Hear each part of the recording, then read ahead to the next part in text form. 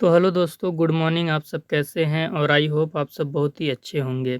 आज की वीडियो में हम MA education CUET PG 2024 CUET PG 2024 के अंतर्गत एमए एजुकेशन का सिलेबस देखने वाले हैं।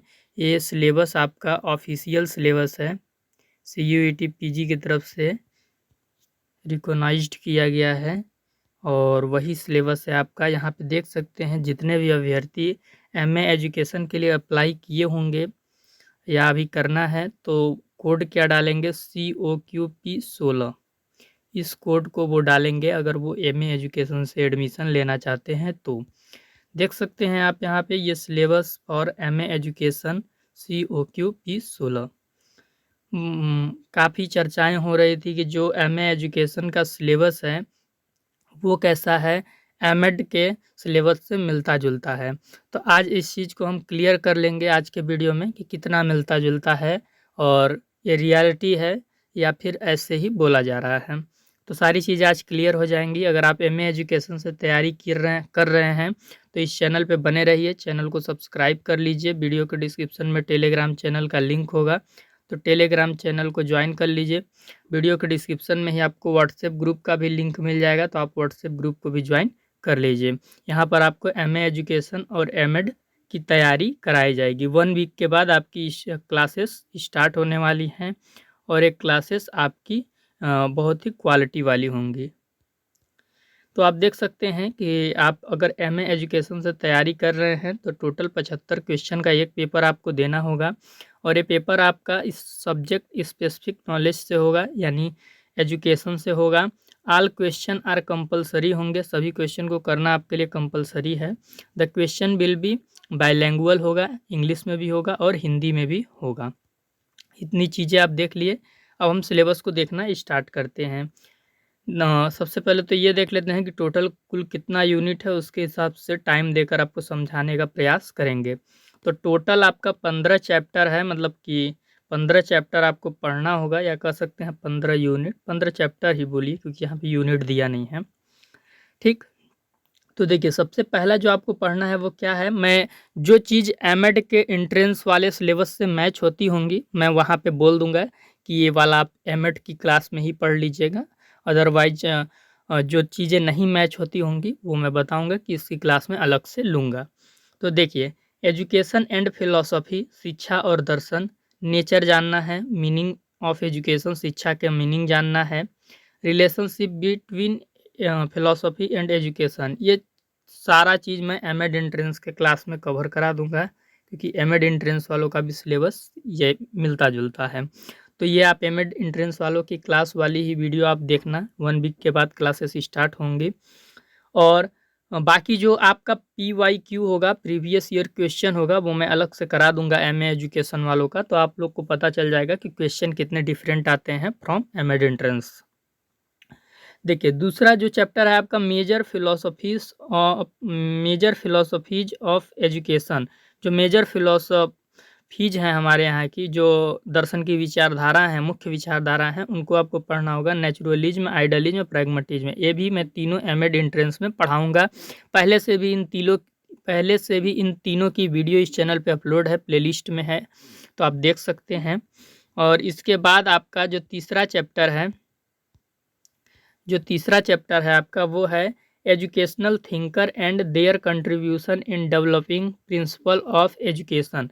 देखिए क्या बोल रहा है कि एजुकेशनल थिंकर यानी जो शिक्षाविद हैं उनका क्या योगदान, उनका क्या कंट्रीब्यूशन रहा है, क्या योगदान रहा है डेवलपिंग प्रिंसिपल ऑफ एजुकेशन, शिक्षा के सिद्धांत को विकसित करने में शिक्षाविदों का क्या योगदान रहा है, इस चीज़ को पढ़ना है। Educational thinker and there contribution in developing principle of education, कि जो एजुकेशनल थिंकर थे उनका क्या कंट्रीब्यूशन था एजुकेशन के प्रिंसिपल को डेवलप करने में। सबसे पहले इसमें आपको जो पढ़ना है वो है आपका MK गांधी, महात्मा गांधी, मोहनदास करमचंद गांधी का बेसिक एजुकेशन आपको पढ़ना है। रविंद्रनाथ टैगोर का पढ़ना है, जॉन डेवी का पढ़ना है, लर्निंग बाय डूइंग का सिद्धांत, करके सीखने का सिद्धांत। तो ये सारी चीज़ें आपका एमएड एंट्रेंस में कवर हो जाएंगी, कहीं कुछ नया नहीं है। तो एमएड एंट्रेंस के क्लास पे ही आप इसके लिए डिपेंड रहेंगे 3 यूनिट तक, 3 चैप्टर तक जो भी कहिए। फिर इसके बाद थोड़ा सा आगे बढ़ते हैं, तो क्या है कल्चर एंड सोशल चेंज, सभ्यता, सिविलाइजेशन, संस्कृति एंड सामाजिक परिवर्तन। तो सोशल चेंज की बहुत ही अच्छा क्लास 40 मिनट की इस चैनल पे अपलोड है, उससे बेहतरीन क्लास आपको यूट्यूब पे कहीं नहीं मिलेगी। तो अगर आप उसको देखना चाहते हैं तो हमसे लिंक मांग लीजिएगा, मैं आपको लिंक कमेंट में दे दूंगा। संस्कृति एंड सामाजिक परिवर्तन क्या होता है, इसके कॉन्सेप्ट जानना है, डायमेंशंस ऑफ कल्चर जानना है, संस्कृति के क्या पैमाने होते हैं, relationship between culture and education with special reference to conservative and creativity, roles, concept of social change and roles of education for social change, कि एजुकेशन का क्या रोल होता है सामाजिक परिवर्तन के लिए, सामाजिक परिवर्तन एजुकेशन से कैसे आता है, ये चीज़ हम देखेंगे। सोशल चेंज का कॉन्सेप्ट हम देखेंगे, और इसके बाद हम एजुकेशन विथ स्पेशल रेफरेंस, मतलब स्पेशल रेफरेंस में हम क्रिएटिव रोल्स को भी देखेंगे। Relationship between culture and education, शिक्षा और संस्कृति में जो संबंध है उसको हम देखेंगे। तो ये चीज़ मान लीजिए, ये चैप्टर आपका थोड़ा नया मुझे लगता है, तो मैं इस चैप्टर को आपके लिए कवर कराने का कोशिश करूँगा, ठीक। फिर इसके बाद आपका जो 5वां चैप्टर है इसमें वो क्या है, psychology and educational psychology, nature meaning of psychology, nature meaning and functions of educational psychology. तो ये आपके एमएड एंट्रेंस में यही सिलेबस है, तो उसकी वीडियो को आप देख लीजिएगा जब मैं पढ़ाऊँगा तो। इसके बाद लर्निंग एंड मोटिवेशन में आपको क्या जानना है, concept of learning and motivation, factors of influencing learning, कि कौन कौन से फैक्टर हैं जो लर्निंग को प्रभावित करते हैं, चाहे वो पर्सनल लेवल पे हों चाहे इन्वायरमेंटल लेवल पे हों। Techniques of enhancing learners motivation, की जो लर्नर है उसकी मोटिवेशन को हम कैसे इन्हेंस कर सकते हैं, उसके लिए क्या तकनीकें हैं, क्या टेक्निक्स हैं। जैसे SR theory of learning Thorndike का आपको एक बार मैं चेक कर लूँगा, एसआर थ्योरी ऑफ लर्निंग पढ़ना होगा, हाँ थॉर्नडाइक का ही है। क्लासिकल कंडीशनिंग पावलोव का पढ़ना होगा, operant conditioning theory of learning Skinner का पढ़ना होगा, and gestalt theory of learning Kohler का पढ़ना होगा। देखिए, थॉर्नडाइक के सिद्धांत में वही आपका बिल्ली और मछली वाला सिद्धांत है, क्लासिकल कंडीशनिंग में आपका कुत्ते वाला सिद्धांत है, और ऑपरेंट कंडीशनिंग में आपका पुनर्बलन के सिद्धांत के ऊपर लर्निंग का एक थ्योरी है। अंतर्दृष्टि एवं सूझ के सिद्धांत में संज्ञान से रिलेटेड आपका थ्योरी है। एक चिंपैंजी होता है, चिंपैंजी वाला थ्योरी है। तो ये मैं सारे आपको बेहतरीन ढंग से पढ़ा दूंगा, इसके लिए आपको दिक्कत नहीं लेना है। पियाजे का आपको थ्योरी पढ़ना होगा, कॉग्निटिव थ्योरी, संक्रियात्मक सिद्धांत, अरे क्या बोलते हैं उसको, गत्यात्मक, संक्रियात्मक, मूर्त संक्रियात्मक, औपचारिक संक्रियात्मक, इस टाइप से 4 प्रकार होते हैं, तो वो मैं आपको पढ़ा दूंगा। सोशल डेवलपमेंट थ्योरी वाइगोस्की का है। बिहेवियरिज्म में कंस्ट्रक्टिविज्म एंड इलेक्ट्रिक अप्रोच भी आपको पढ़ना है। तो ये सारे जो चीज़ आपका लर्निंग एंड मोटिवेशन वाला है, ये आपका एमएड एंट्रेंस में ही कवर हो जाएगा। सेम सिलेबस है, आप उठा के देख सकते हैं।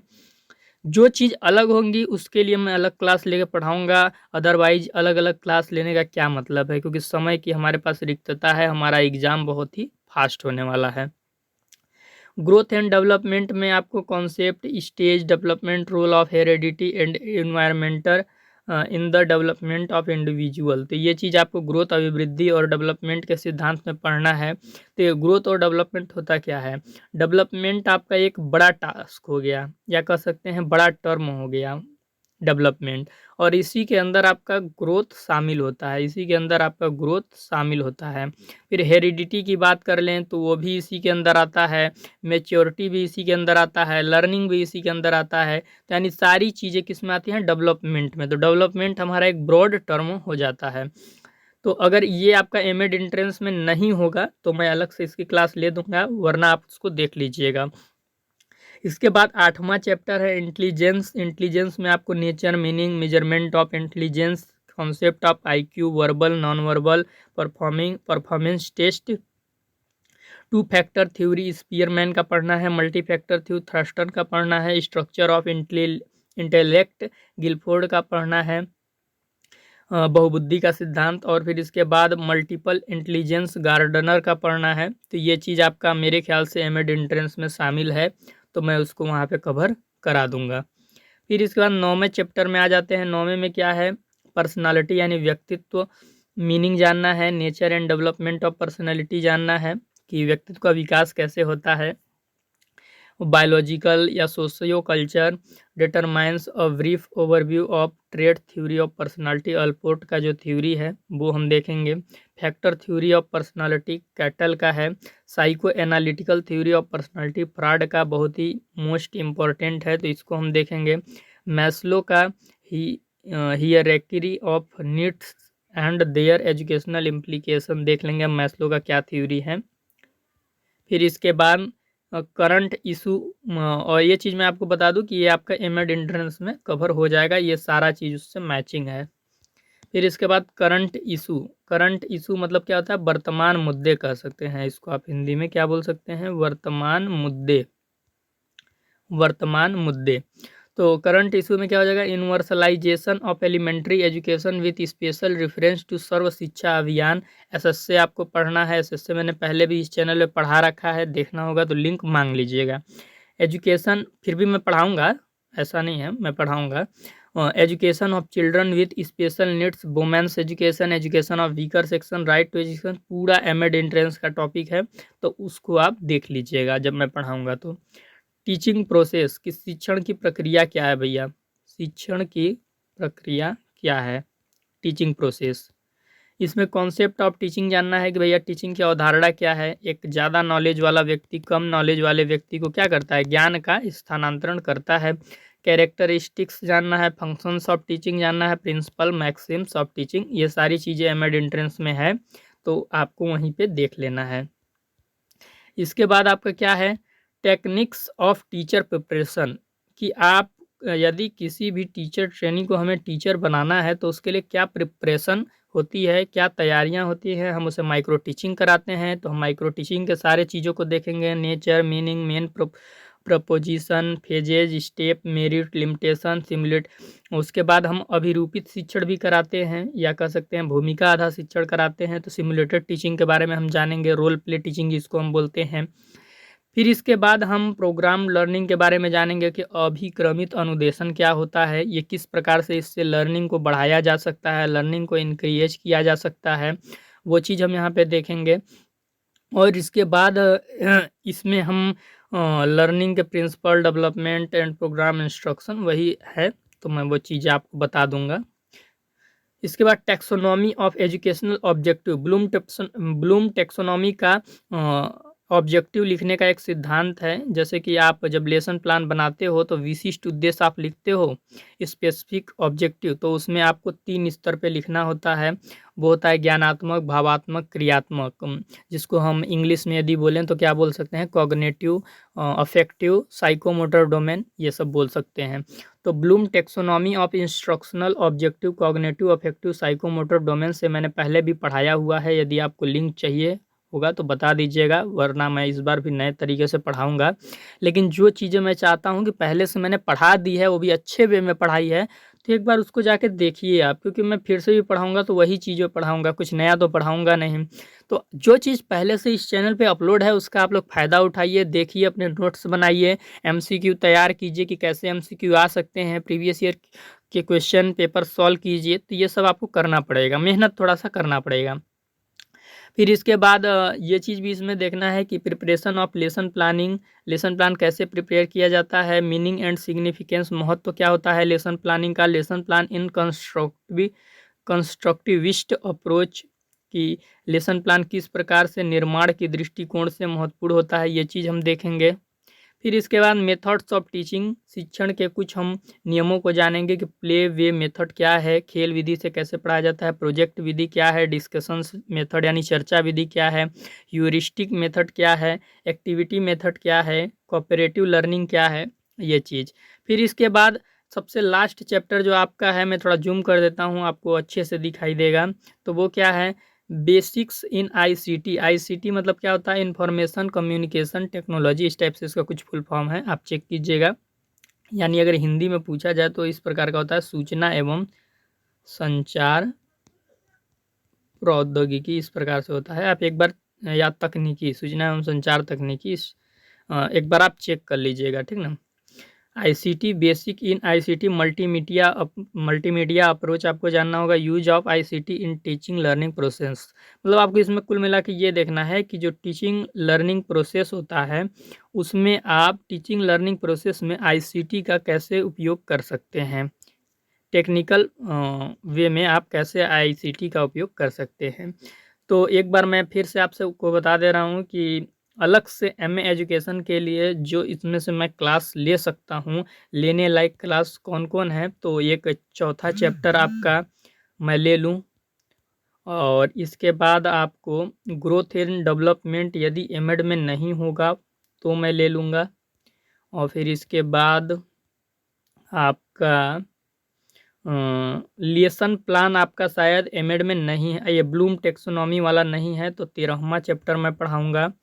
और इसके बाद आपका मेथड्स ऑफ टीचिंग में भी मैं ले लूँगा, क्योंकि इसमें मुझे लगता है कुछ विधियाँ नया है, और आईसीटी अगर उसमें नहीं होगा तो मैं ये ले लूँगा। तो यानी आप देख रहे हैं 4-5 क्लासेस आपकी एमए एजुकेशन पे होंगी, या 4-5 चैप्टर कह लीजिए होगा। इन 4-5 चैप्टर को पढ़ाने में जितनी क्लासें हमको लेना पड़े, 10, 12, 13, वो हम लेंगे, उसके लिए टेंशन नहीं है। लेकिन आप लोग एक बार कमेंट करके बताइएगा कि कितने अभ्यर्थी एमए एजुकेशन के हैं, क्योंकि आपकी संख्या ज़्यादा होगी तो पढ़ाने में भी मज़ा आएगा। ठीक, तो एक बार कमेंट करके हमें बताइएगा कि आप लोग कितने हैं। चैनल पे नए होंगे तो चैनल को सब्सक्राइब कर लीजिएगा। वीडियो के डिस्क्रिप्शन में टेलीग्राम चैनल का लिंक होगा, तो टेलीग्राम चैनल को ज्वाइन कर लीजिएगा। यहाँ पर ये सिलेबस की पीडीएफ मैं आपको अपलोड कर दूँगा, और जो भी क्लासेस लूँगा अगर उससे रिलेटेड जो पीडीएफ हमारे पास होंगी तो वहाँ ये पीडीएफ आपको टेलीग्राम चैनल पे ही मिलेंगी, तो आप टेलीग्राम चैनल को ज़रूर ज्वाइन कीजिएगा। इसके साथ ही अगर आप व्हाट्सएप ग्रुप को ज्वाइन करना चाहते हैं हमसे कुछ बात वगैरह करने के लिए, तो आप वीडियो के डिस्क्रिप्शन में व्हाट्सएप ग्रुप का आपको लिंक मिल जाएगा, तो आप व्हाट्सएप ग्रुप को ज्वाइन कर लीजिए, ताकि आप हमारे साथ बने रहिए। आपका जो एग्जामिनेशन है वो 11 मार्च से 28 मार्च के बीच में कभी भी हो सकता है, ये चीज़ आप जान लीजिए। तो आपके पास तैयारी करने के लिए समय बहुत कम है, और आपकी जो क्लासेस हैं वो 1 वीक के बाद स्टार्ट होने वाली हैं, यानी कि 22 तारीख से आपकी क्लासेस स्टार्ट होने वाली हैं, 22 जनवरी से आपकी क्लासेस स्टार्ट होने वाली हैं। तो आप जुड़े रहिए, और तब तक सेल्फ स्टडी आप करते रहिए, इसीलिए मैंने सिलेबस आपको बता दिया। सिलेबस के हिसाब से आप सेल्फ स्टडी करते रहिए। तो चलिए फिर मिलते हैं आपको हम अगले वीडियो में या अगले क्लास में।